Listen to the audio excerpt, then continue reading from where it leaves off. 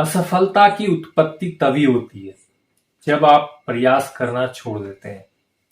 नमस्कार। बात कर रहे हैं मेष राशि की। मेष राशि पर नवंबर माह में बड़े ग्रहों का बड़ा परिवर्तन आपके राशि के लिए भी बड़ा परिवर्तन लेकर के आने वाला है। बात करते हैं आपके लग्न भाव की, तो जहां पर पूरे 18 महीने से बैठे हुए राहु का अभी राशि परिवर्तन आपके 12वें हाउस पर चले गए।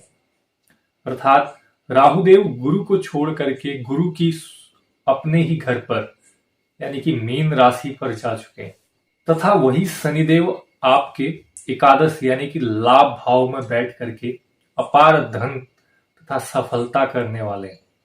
लेकिन ध्यान जरूर रखिएगा कि 12वें भाव में राहु ग्रह बैठे हैं जो कि अत्यधिक व्यय कराएंगे एवं आपका कीमती सामान जैसे कि सोना चांदी अथवा रुपया पैसा पर्स कोई भी कीमती वस्तु खोने का भी भय बना हुआ है।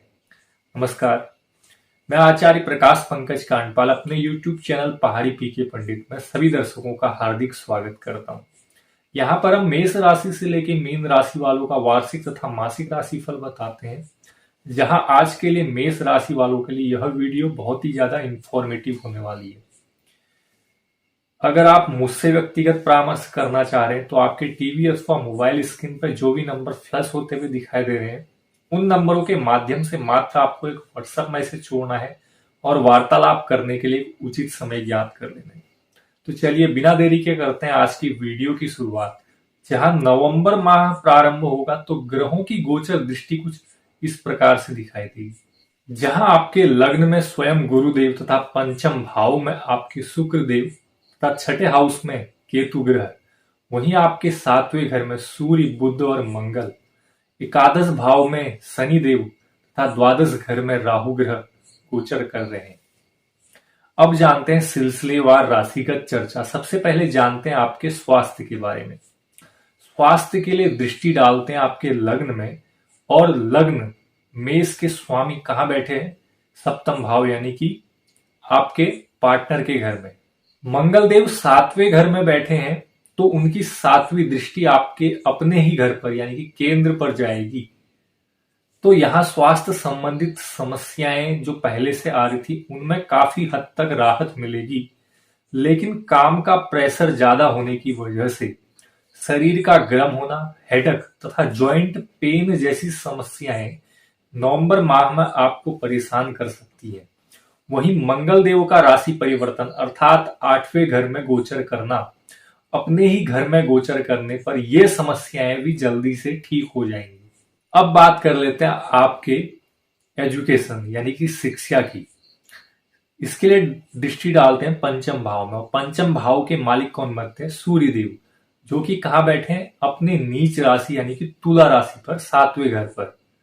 और वहीं गुरुदेव की भी दृष्टि 5वें घर पर पहली दृष्टि पड़ती है, जिसके कारण से नवंबर माह में विद्यार्थियों के लिए कुछ खट्टा तथा कुछ मीठे फल देखने को मिलेंगे। इसका तात्पर्य है कि दो प्रकार के तत्व, जैसे आपने अपने जीवन में हाजमोला टॉफी खाई होगी तो इसमें दो तत्व मौजूद रहते हैं, कुछ खट्टा कुछ मीठा। उसी प्रकार से यहां गुरुदेव और सूर्य की युति से कुछ खट्टा तथा कुछ मीठे फल देखने को मिलेंगे। जैसे कि आप अगर मेहनत करते हैं तो यह ग्रह आपके सपोर्टिव रहेंगे। आप कहीं पर भी इंटरव्यू की तैयारी कर रहे हैं, किसी कंपटीशन की तैयारी कर रहे हैं, अगर थोड़ी सी भी मेहनत करते हैं ना, तो गुरु ग्रह आपके सपोर्टिव हैं और पूर्ण रूप से देख रहे हैं, तो इसका पूरा फल आपको मिलते हुए दिखाई देगा। अब बात कर लेते हैं लव प्यार तथा वैवाहिक स्थिति, जिसके लिए सप्तम भाव पर दृष्टि डालेंगे। सप्तम भाव के स्वामी शुक्र देव कहां जाके बैठे? अपने शत्रु सूर्य की सिंह राशि पर।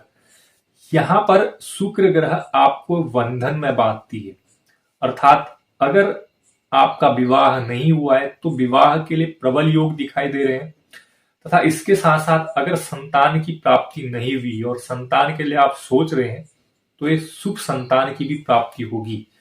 वहीं बाहरी संबंधों से भी लाभ प्राप्त होते हुए दिखाई दे रहा है, तथा पार्टनरशिप में आपके रिलेशन मजबूत बनेंगे और पहले से आ रही हुई समस्याओं में, जैसे आपस में आर्गुमेंट बढ़ रहे थे, उन समस्याओं में भी अब लाभ होते हुए दिखाई देगा।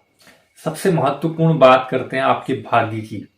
भाग्य के मालिक कौन बनते हैं? स्वयं गुरुदेव बृहस्पति। और आपके लग्न आपके अपने घर पर ही बैठे हुए हैं, जिनकी 9वीं दृष्टि आपके भाग्य स्थान पर पड़ेगी।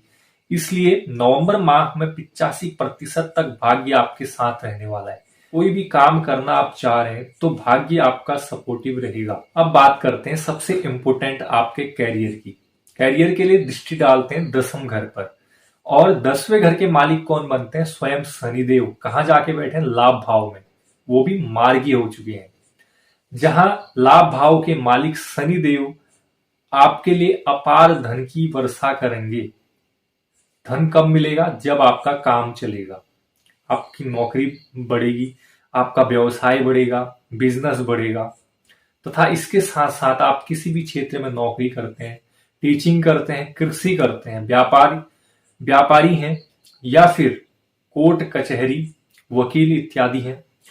इसके साथ साथ आईटी क्षेत्र में, या फिर शराब की दुकान है, लोहा, इस्पात, भूमि, भवन, वाहन, इन सभी क्षेत्रों में लाभ होते हुए दिखाई दे रहा है, क्योंकि इन सबके मालिक कौन है? स्वयं शनिदेव ही है।